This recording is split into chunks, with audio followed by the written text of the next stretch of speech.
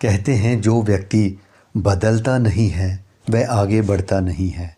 ज्ञान के दृष्टिकोण से महत्वपूर्ण ये है कि आप देख किसे रहे हैं, अपने अतीत को या अपने भविष्य को। मैं या तो ये कह सकता हूँ कि मेरी अंग्रेज़ी अच्छी नहीं है, या फिर ये कह सकता हूँ मैं अपनी अंग्रेज़ी बेहतर करना चाहता हूँ। आज की ज़मीन पर खड़े होकर आप भविष्य को देखें, अतीत को नहीं। ज्ञान को लेकर आगे देखें, पीछे नहीं। जो लोग कहते हैं रहते हैं काश मुझे ये पहले पता होता, दरअसल ज्ञान को लेकर बीते कल में वह झांक रहे होते हैं। अगर आप अपने भविष्य निर्माण को लेकर जागरूक हैं तो फिर अपने अतीत को दोबारा जीवित करने की अर्थहीन कोशिश क्यों कर रहे हैं। कोई ज्ञान आपको देरी से नहीं मिलता, वह तभी मिलता है जब उसे मिलना होता है। मोहनदास करमचंद गांधी ने जब आगे देखा तो वह महात्मा गांधी बन गए। नरेंद्र ने जब आगे देखा तो वह विवेकानंद बने। आपको ज्ञान अतीत की व्याख्या करने के लिए बिल्कुल नहीं दिया गया है, बल्कि ये तो भविष्य का निर्माण करने के लिए दिया गया है। आगे देखें, आप नहीं जानते कि आप क्या बन सकते हैं। जो आप बनने वाले हैं वह भविष्य में कहीं आपकी प्रतीक्षा में है। चलिए आगे बढ़े, उस व्यक्ति से मिलें जो आप बनने वाले हैं। हेलो फ्रेंड्स, आज की बुक समरी लेके आया हूँ। बुक का नाम है अप्रेषित पत्र, इंग्लिश में से अनपोस्टेड लेटर कहेंगे। इसके ऑथर हैं महात्रे राजी, जो काफ़ी इम्प्रेसिव वेल नोन स्पिरिचुअल गुरु हैं, मेंटोर हैं, फ़िलासफ़र हैं। और इसके साथ साथ अगर मैं बात करूं तो इनकी बड़ी एक पावरफुल क्लाइंट लिस्ट है, जिनको ये अपनी टीचिंग के थ्रू पिछले 2 दशक से एम्पावर कर रहे हैं। तो इस बुक से रिलेटेड मेरा ये 4th वीडियो है। इन्होंने हमारी ज़िंदगी से जुड़े बहुत से टॉपिक को कवर किया है और उनको जो है हमें एक बड़े ही अच्छे तरीके से समझाया गया है। अगर हम इन टॉपिक्स को अपनी लाइफ का पार्ट बनाते हैं तो हमारी ज़िंदगी बहुत अच्छी, बेहतरीन, अच्छी डायरेक्शन के साथ आगे बढ़ सकती है। तो क्या है ये लेटर, क्या है ये आर्टिकल्स, आइए जानते हैं आज के वीडियो में। अधिकांश लोगों के लिए जीवन कोल्लू के बैल की तरह एक ही चक्कर में घूमते रहने जैसा होता है। सुबह उठना, बिस्तर छोड़ने से पहले कुछ देर आलस के साथ कशमकश करना, उसी तरह ब्रश करना, वही कॉफ़ी पीना, वही अखबार पढ़ना, उसी निश्चित समय पर नहाना धोना, फिर हड़बड़ी में जल्दी जल्दी नाश्ता करना और काम के लिए दौड़ पड़ना। वही काम, वही ऑफिस, वही गपशप, वही लंच, वही बातचीत, घर वापसी का वही रास्ता, कभी ना ख़त्म होने वाले टीवी सीरियल्स, वही बहसबाजी, वही डिनर ठूसना, वही बिस्तर, फिर निडाल होकर सो जाना और अगले दिन वही उठना और फिर वही क्रम। जीवन को कोल्लू के चक्कर की तरह बना लेना कोई ज़रूरी तो नहीं। कहने का मतलब है अपनी ज़िंदगी में कुछ नया करें। अपने आप से पूछें पिछली बार कब मैंने किसी काम को पहली बार किया था। बहुत से नए काम हैं जिनको करके आप अपने जीवन को जो है उसमें बड़ा आनंद जो है ऐड कर सकते हैं। लाइक कोई गायन, कोई वैकल्पिक चिकित्सा, स्वास्थ्य संबंधी कोई विधि विधान, योगासन, कोई नई भाषा सीखना, कोई लेख या कथा लेखन, कोई भाषण कला सीखना, खाना पकाना सीखना, पेंटिंग, कोई और कला, तैराकी, कोई नई गेम, कोई टेक्निकल एजुकेशन लेना, आध्यात्मिक अध्ययन करना, कोई पशु पक्षी पालन, कहने का फोटोग्राफी। इस तरह से बड़ी लंबी लिस्ट है। आपने अपने जीवन में कोई नया काम लास्ट टाइम कब किया था? यदि आपको जीवन में वो नहीं मिल रहा है जो आप चाह रहे हैं, यदि आपके पूरे प्रयासों के बावजूद आपको वह परिणाम नहीं मिल रहा है जो आपकी महत्वाकांक्षा को पूरा करता हो, जो रास्ता आपने चुना हो, यदि वह आपको वहाँ नहीं ले जा रहा है जहाँ आप जाना चाहते हैं, तो निराश ना हो। अनचाहे परिणाम जीवन द्वारा आपको इन संभावनाओं को दिखाने का एक तरीका है जिनके बारे में आपने कभी सोचा भी नहीं होगा। अनचाहे परिणाम ईश्वर द्वारा आपको ये बताने का एक तरीका है कि उसके पास आपके लिए कुछ और ही योजना है। एक ऐसी योजना जो आपके द्वारा चाही गई योजना से बड़ी है। कभी कभी आपके लिए निर्धारित की हुई अपनी उस योजना को पूरा करने के लिए ईश्वर आपकी योजनाएं बिगाड़ देता है। संसार जिसे असफलता कहता है, मैं उसे नया मोड़ कहता हूँ। जिज्ञासु ने पूछा, अच्छे लोगों के साथ ही बुरा क्यों होता है? गुरु ने उत्तर दिया, जब प्रश्न ही गलत हो तो मुझसे उसका उत्तर पाने की उम्मीद तुम कैसे कर सकते हो? प्रश्न होना चाहिए था, जब अच्छे लोगों का बुरा समय आता है तब उनका क्या होता है? और उसका उत्तर होता है, वह और अच्छे हो जाते हैं। हम अक्सर कहते हैं, ये मेरे साथ ही क्यों हो रहा है? ये प्रश्न आपकी प्रज्ञा को, मतलब आपका जो माइंड है, उसको एक अलग ही दिशा में मोड़ देता है, जो आपको समय पर खुद पर तरस खाने की ओर ले जाता है। लेकिन उसी परिस्थिति में यदि आप ये प्रश्न पूछें कि इस स्थिति में मैं क्या सीख सकता हूँ, तो अब आपका माइंड आपको एक अलग दिशा में ले जाएगा। वह मुझे समझ क्यों नहीं रही है, ये प्रश्न आपकी माइंड को दूसरों पर ब्लेम करने का और खुद को एक सफरिंग वाली कंडीशन में ले जाएगा। इसके बजाय पूछें, वह मुझे समझ सकें, इसके लिए मैं क्या करूं? तो आप महसूस करेंगी कि स्थिति अभी भी आपके हाथ में है। ये प्रश्न आपको एक ज़्यादा सूझबूझ वाला और ज़्यादा जिम्मेदार व्यक्ति बना देगा। सीधे सरल प्रश्न जीवन के प्रति आपके दृष्टिकोण को पूरी तरह बदल सकते हैं। जैसे, अब क्या करना है? जो मैं अभी तक करता आया हूँ उसे और बेहतर ढंग से कैसे कर सकता हूँ? बुरे से बुरा क्या हो सकता है? हमारे पूछे गए प्रश्न का उत्तर देने के लिए हमारा जो माइंड होता है वो हमें आंसर देता है, चाहे वह प्रश्न आपके द्वारा पूछे जाएं या फिर संसार के द्वारा।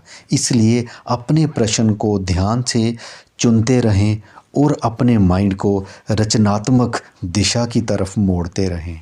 भले ही आप पर कोई विश्वास ना करे, आपको खुद पर विश्वास रखना होगा। भले ही किसी को विश्वास ना हो कि आप कर सकते हैं, लेकिन आपको ये विश्वास रखना होगा कि आप कर सकते हैं। और आप खुद पर तभी विश्वास कर सकते हैं जब आप खुद से प्रेम करते हों। तो भले ही आपसे कोई प्रेम ना करे, आपको खुद से प्रेम करना होगा। वास्तव में जब आप खुद से प्रेम करना सीख जाते हैं, तभी ये संसार आपसे प्रेम करना शुरू करता है। कुल मिलाकर इस बात से बहुत कम अंतर पड़ता है कि संसार आपको कैसे देखता है, लेकिन इस बात से बहुत अंतर पड़ता है कि आप खुद को कैसे देखते हैं। कहते हैं, किसी काम को जब रुचि से किया जाता है तो उस काम को करने में आनंद आता है, और जब वह पूरा हो जाता है तो आपको उपलब्धि की अनुभूति होती है। जो काम आपको ऐसी अनुभूति देता है उसे आप बार बार करना चाहते हैं।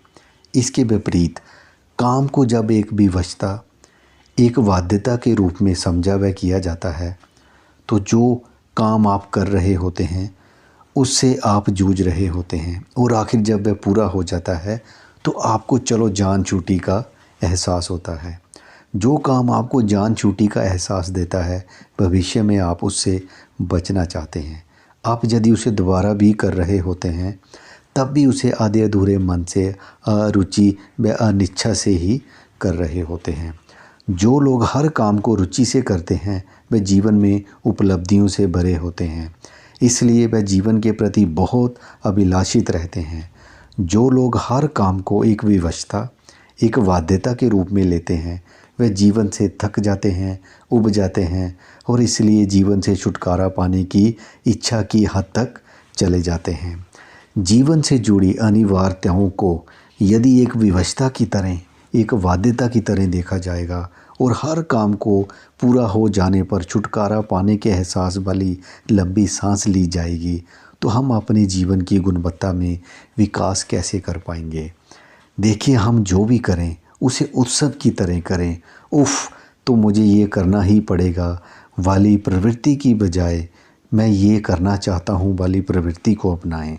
हमारा हर कार्य कुछ इस तरह से हो कि उसका आरंभ रुचि के साथ हो, करना आनंद के साथ हो, और समापन उपलब्धि की अनुभूति के साथ हो। जो काम हमें करना ही है तो फिर उसे आनंद के साथ क्यों न किया जाए।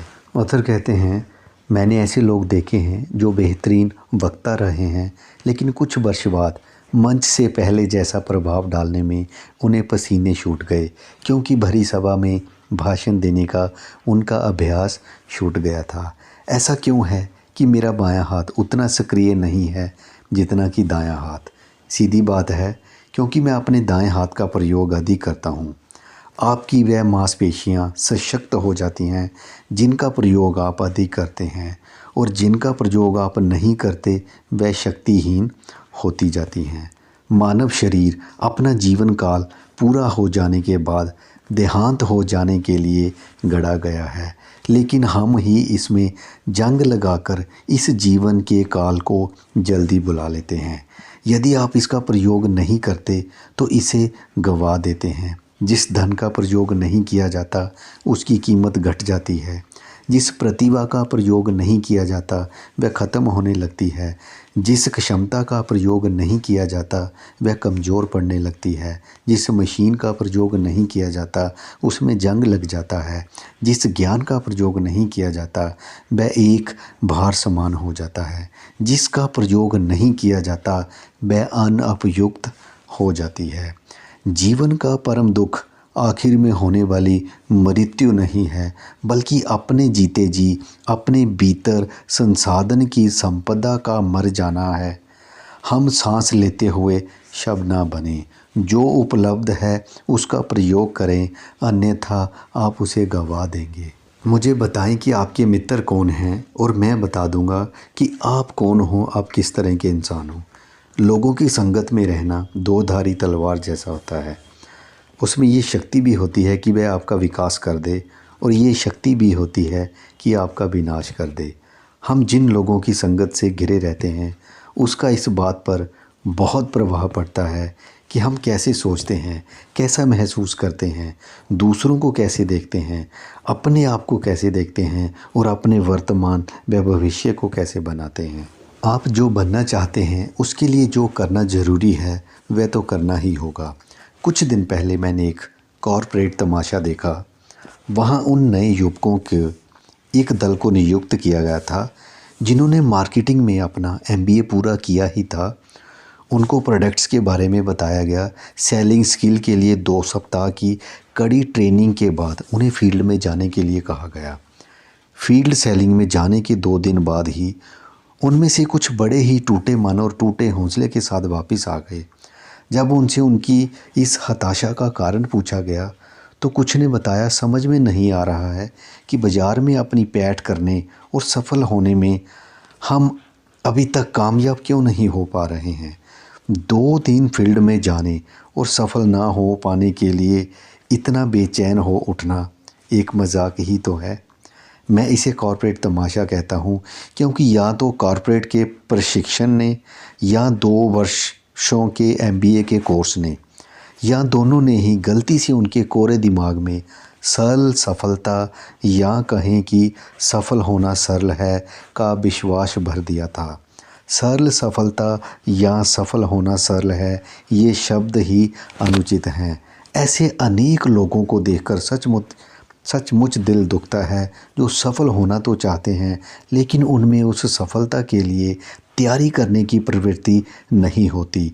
जीतने के, सफलता पाने के ऐसे रुझान से क्या फ़ायदा जिसके साथ उसके लिए ज़रूरी तैयारी करने का रुझान ही ना हो। सोने का अंडा देने वाली मुर्गी को भी नन्हे चूजे से वयस्क मुर्गी बनने तक की तैयारी से तो गुजरना ही पड़ता है। इसमें समय भी लगता है और श्रम भी। ज़रा अंडे से अभी अभी निकले चूजे से तत्काल अंडा पाने की आशा करने की मूर्खता की कल्पना करके देखें। तो यदि कोई आज बीज बोता है और कल ही उस पर फल आने की आशा करता है तो बेहतर होगा कि वो अपने लिए कोई अन्य ग्रह ढूंढ ले, क्योंकि पृथ्वी पर तो ऐसा होना संभव नहीं है। यहाँ तो आप तब तक विजेता नहीं बन सकते जब तक इसके लिए की जाने वाली तैयारी के रुझान द्वारा अपने जीतने के रुझान को निरंतर और दृढ़तापूर्वक प्रोत्साहन नहीं देते रहते। ऐन मौके पर की जाने वाली तैयारी 9वीं कक्षा के बाद काम नहीं करती। जीवन में जीतने की तैयारी ही जीत की पहली शर्त होती है। यहीं पे मैं वीडियो का एंड कर रहा हूँ दोस्तों। अगर वीडियो अच्छा लगा तो मेरे चैनल को ज़रूर सब्सक्राइब कीजिए, वीडियो को लाइक कीजिए, दूसरों के साथ शेयर कीजिए।